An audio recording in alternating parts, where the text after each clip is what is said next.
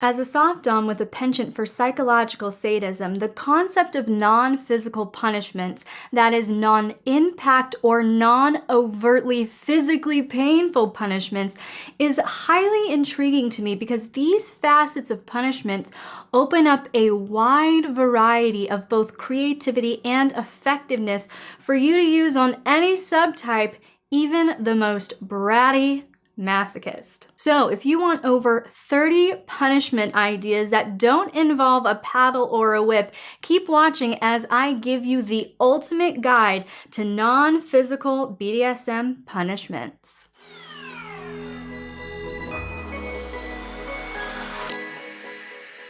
But before we jump into these delicious punishment ideas, I wanted to go over with you the purposes of punishment, the difference between punishment and punishment, and the traits of effective BDSM punishments. When it comes to the purpose of punishment, there are three main purposes for punishing a submissive in a BDSM dynamic. The first being to reinforce the boundary.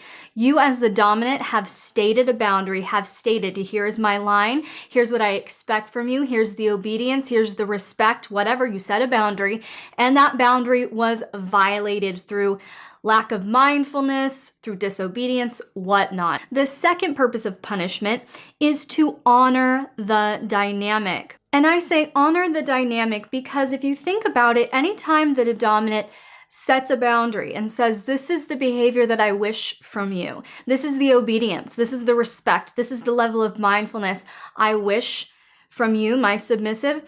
When that submissive does not adhere to that boundary, when that submissive is not mindful, when that submissive is disobedient, what that submissive is communicating to their dominant is, I value what I want over what you want, dominant, and that is a heart issue. That's an issue that you're going to have to address as a dominant to your submissive if they are selfish enough to, in the moment of choice, go, I know what they want, but here's what I want. I'm going to do what I want anyway. So that's why I'm saying it dishonors not only the dominant, but the dynamic. It dishonors the power structure in the dynamic. So punishment reinforces not only the boundary, but it honors the dynamic.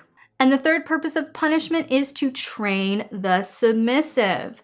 Here's the thing about submissive training, dominance. It is up to you to lead them, guide them, and mold them into the image that pleases you, benefits them, and fosters this power exchange dynamic. When a submissive yields to you, when a submissive yields their will to you, yields their mind to you, yields their emotions, yields their lifestyle, yields choices in their everyday life, even out of a scene, out of playtime, when they're yielding to you, dominance, to mold their behavior and make them the best version of themselves possible, the key concept you need to remember is people do not change until their lack of change has cost them enough. So your goal, dominance, when administering a punishment is to make it cost your submissive enough where they do not wish to further engage with that behavior. Now, quickly, let me break down the difference between punishment and punishment. This is something that I quickly touched on in my last YouTube short from my first live BDSM Q&A about a month ago. And we got talking about the difference between punishment and punishment. And this is a crucial concept to understand. So let me break it down very, very simply. A punishment is any form of pain or degradation that your submissive genuinely finds pleasurable. And punishments need to be given out as rewards, okay? A punishment is any form of pain or degradation that your submissive genuinely finds distasteful. So these are the things that they genuinely would not prefer. They do not want these things to happen. Okay, but it's not a violation of their consent. And we'll get to that, how a submissive can actually consent to something they don't prefer. So we're going to break that down in a minute. But first, let's talk about the three main traits of effective punishment, because you can punish and it not be effective and it not connect physically, emotionally, mentally, and relationally. So effective punishments have three primary traits to them, and they all begin with the letter P. Proportionate. The punishment fits the severity of the crime. The second trait is personal. The punishment suits the submissive's limits and personality. And the third trait is painful.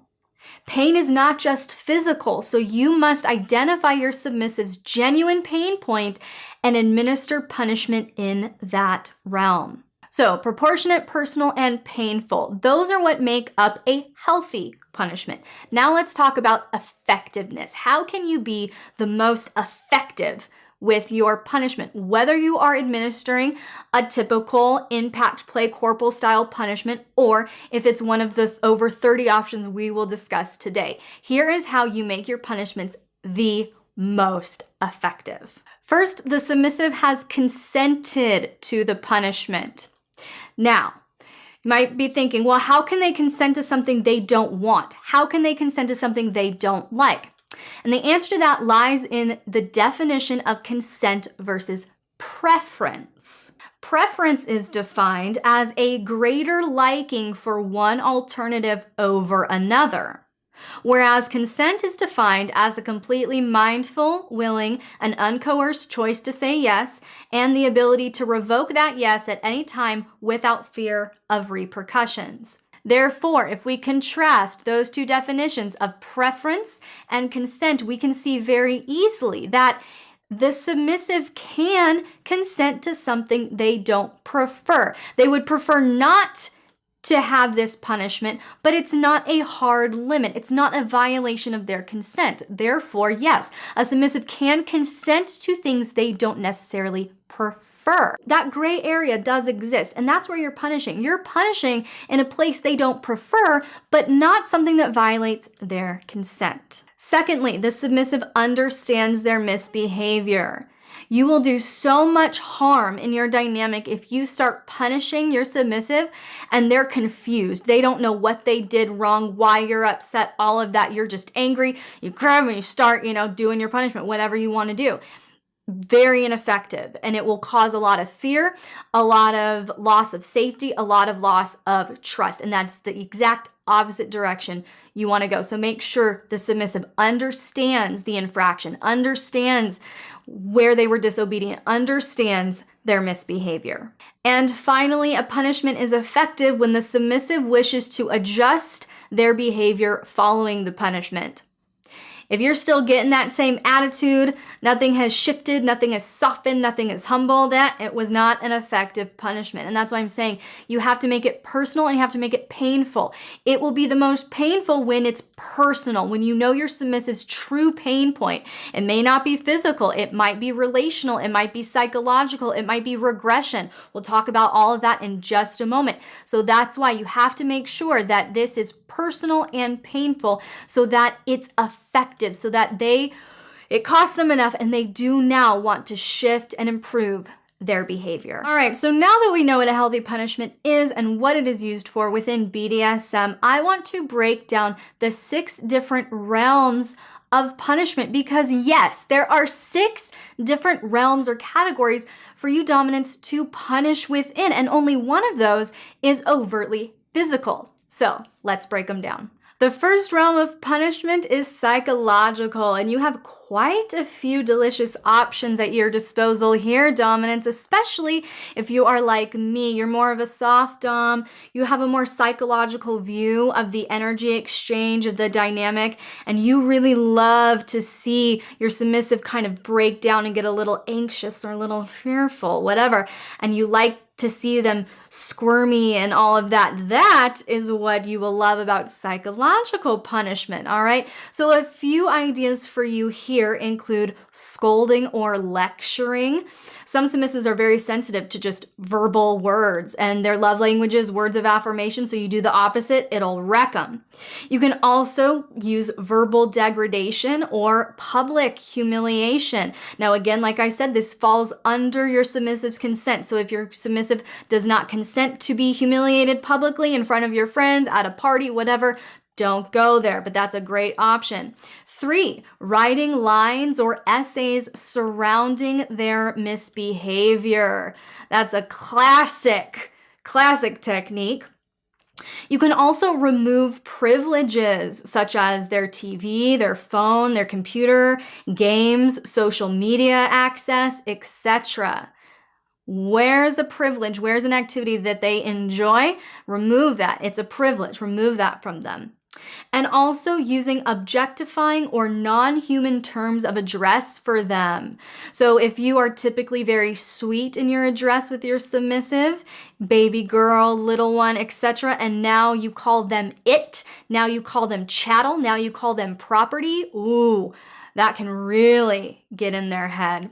The next facet is relational because yes, sometimes your submissive has an infraction, was disobedient, in a way that temporarily severs the intimacy in your dynamic. So in that case, absolutely, you can focus on the relational realm of punishment. And a few options for you here include ignoring or the silent treatment. Now, this is not ghosting. If you use this technique, it should be done with prior communication and a clear end in mind, okay? But ignoring or giving them the silent treatment temporarily can be very effective. Loss of playtime or scenes with you. Ooh, that might be a big pain point for them. Or just loss of time with you as their dominant. Even just quality time, intimate time with you as their dominant is very precious to submissives. And if you take that time away from them, that can be very, very painful. Now, sensory punishments are very delicious for me, not so much for you submissives, because we have so many creative opportunities at our disposal here. So a few amazing sensory punishment options for you include telling your submissive to chop onions. Oh my gosh, as someone who is so sensitive to chopping onions, it's painful. So yeah, have them chop a big bowl of onions. You can also make your submissive take a cold shower. Put them in an ice bath or even stick their hands in icy water. Also, wash their mouth out with soap if you need to. That's an old school one, very effective. You can also have them do menial or disgusting chores, like take out the trash or wash all of the dishes by hand and then turn on that garbage disposal. It smells all gross. You can have them even clean the litter boxes, scrub the toilets, scrub the outside of the toilet with a toothbrush. Any of those types of really menial, disgusting chores, great option. You can also have your submissive hold hot sauce or Tabasco sauce or a jalapeno or something like that, spicy, on their tongue. Whew, that could be very effective. And also having your submissive eat cold food. All their meals have to be cold for a certain amount of time, or bland food like just oatmeal, just plain oatmeal, or even cold bland oatmeal. Your submissive could also eat food that you know they dislike. Now, we also have the sexual realm to punish within. And at first, it might seem like there's really not a lot of area to punish within. There actually is, especially because quite a few people who engage within BDSM do so for the sexual elements. We bring our kinks into our sexual realm and it becomes a beautiful, delicious journey. So punishing in a sexual way for someone who is highly sexual within BDSM, can be very, very effective. And a couple ideas for you within the sexual realm include tease and denial. Build them up, deny them. Oh, that'll break them down. Chastity devices. Now, we talk about this a lot in femdom specifically, but putting your submissive in a chastity device that they cannot receive any stimulation or pleasure can be very effective. No scene or playtime for an extended amount of time. Again, if they love the scenes, love the playtime, especially for a sexual release, then withholding that, denying that can be very effective. No sexual contact with their dominant. So this can be included in the last point, but if your scenes are not sexual in nature and you segregate the two, then withholding sexual contact in general will be effective. You can also implement orgasm control or orgasm torture, where you are completely denying orgasm or you are so overdoing it on the stimulation and orgasm that their body goes into a freaked out kind of numb, painful kind of state with the orgasm torture. Or finally, you can say no sexting. You can't even sext me. As my submissive, you cannot even sext me. No sexting, no erotica. You shouldn't be watching porn anyway, so I threw in erotica, no erotica, and no masturbation. All of that is off limits. Now we're going to jump back into the physical realm, and I know this video is titled The Ultimate Guide to Non-Physical BDSM Punishments, but as I said at the start, what I was referring to by non-physical was really non-impact or non-overtly physically painful. Now, all of these take place in the physical realm, so we can't get away from a physical element in punishment. But when I'm talking about the physical realm here, in terms of non-impact or non-overtly painful, we're talking about creating pain or discomfort through other means. And here's a really great creative list for you. So the first one, you can have your submissive hold a plank or a wall sit that'll get their muscles burning and aching. You can have them march in place with damp or wet socks. And as someone who hates the feeling of a damp sock, I would be done in like 5 seconds. That's an easy punishment. You can have them kneel on grits, rice, or even sandpaper. So what is usually used as a very positive thing, a very beautiful position of kneeling and surrender, we now bring in a beautiful pain element to it there. You can also have your submissive hold a coin against the wall with their nose. Classic old school punishment there. Or forced early bedtime or an early morning routine. So if you're forcing them to go to bed and stop contact early, that can be painful. But if you're also forcing them to get up super early and get active at 5 o'clock in the morning, oh my goodness, that is truly pain, at least for me. You can have them do vigorous exercise like running, plyometrics, high intensity interval training, etc.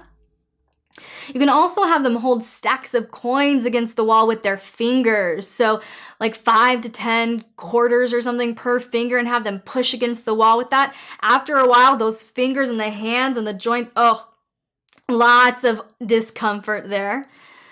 And also some healthy restrictions can, believe it or not, be very painful. So if they have a big sweet tooth, saying no candy, no sweets, no soda. If they love their coffee in the morning, oh, you can't have coffee today. You can't have coffee for the next week, whatnot. So healthy restrictions can be very, very painful as well. Our final realm to punish within is regression. And this realm is wonderful if you are a soft dom, mommy dom, daddy dom, caregiver, matched with a softer submissive, someone who's more sensitive, or an age player, someone who's into regression. So these are a few great options for you. The first one being timeout in a corner. If you have a little timeout stool, plop their little booty on the chair, throw them in the corner for a few minutes, a classic little punishment.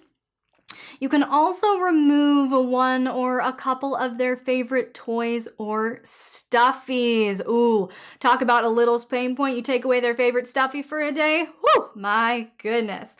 You can also ground them to their bedroom or ground them from leisure activities. So grounding them to their bedroom would be more for a short-term time frame. Grounding them from leisure activities, think COVID regulations, right? No movie theater, no restaurants, no leisure shopping, things like that. That can be done for a longer amount of time. But either way, implementing one of these regressive punishments can really sink your submissive in a really little space. I'm talking like in their mind, in their emotions, they just feel smaller and softer. And it can be a really great way to add to the intensity of the punishment without being overtly aggressive if you do have a softer style submissive. So if you would like a printable guide to 33 non-spanking punishments within BDSM, just go over to patreon.com/lxerotica and download this custom content today. So dominants, did you get some clever ideas? Submissives, you shake it in your boots a little bit? Either way, if you enjoyed this content, go ahead and like and subscribe if you haven't already. Turn on those notifications so you'll never miss a video, and comment below with any questions you would like me to answer in an upcoming video.